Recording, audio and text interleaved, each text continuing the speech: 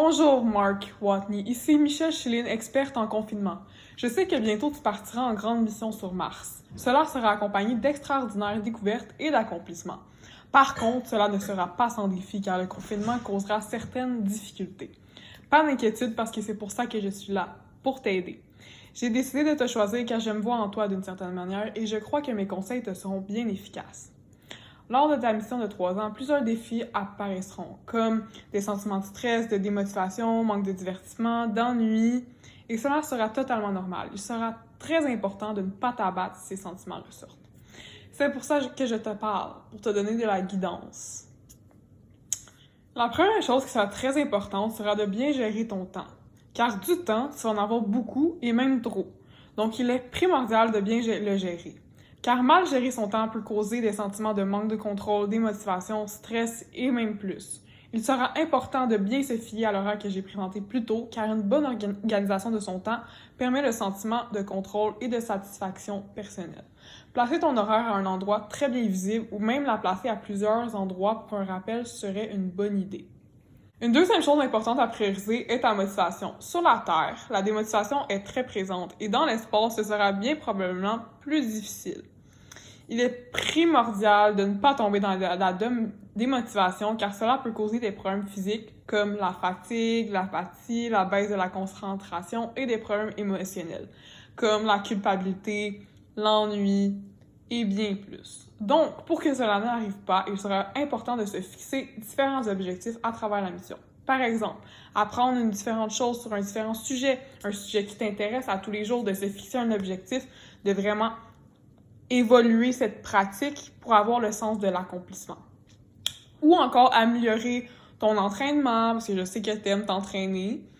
Donc ça pourra t'aider. Puis faire quelque chose qu'on aime nous motive aussi. Ou même essayer de t'améliorer aux échecs, fait que peut-être battre ton coéquipier qui est meilleur que toi, tu sais, c'est ça. Des petits objectifs comme ça t'aideront à te sentir accompli et aideront à te motiver. De plus, la gestion de stress sera primordiale, car être loin de la Terre est évidemment quelque chose d'extrême. Donc, trouver des moyens pour gérer ses émotions sera important. La peur d'inconvénients, de problèmes, de ne pas savoir ce qui arrive sur la Terre ou à sa famille pourrait causer des sentiments de stress. Par contre, il y a des moyens de le gérer. Par exemple, rire avec ses collègues. Rire, ça crée beaucoup de balance chimique. Écouter de la musique, créer un bon équilibre avec son travail et ses loisirs, faire du yoga, méditation, ce sont des bons exemples de choses qui peuvent t'aider à gérer ce stress. Et aussi, si jamais, tu peux te parler à toi-même, puis te dire, essaie de te remettre les pieds sur terre, même si t'es pas sur terre, mais c'est une expression. Ou de parler à tes coéquipiers pour avoir un support émotionnel, car vous vivez tous la même chose. Une des choses les plus importantes sera ton hygiène de vie. Pour t'assurer du fonctionnement de ton aspect physique et psychologique. L'hygiène de vie comprend le sommeil, l'alimentation et l'activité physique. Une mauvaise hygiène de vie affecte tout notre bien-être. Donc, il sera important que tu t'assures de bien dormir et si c'est plus difficile, peut-être écouter de la musique douce. Ça pourrait aider. Je ne peux pas dire grand-chose sur l'alimentation parce que je suis pas experte en nourriture d'astronaute, mais tu sais qu'une bonne alimentation sera priorisée.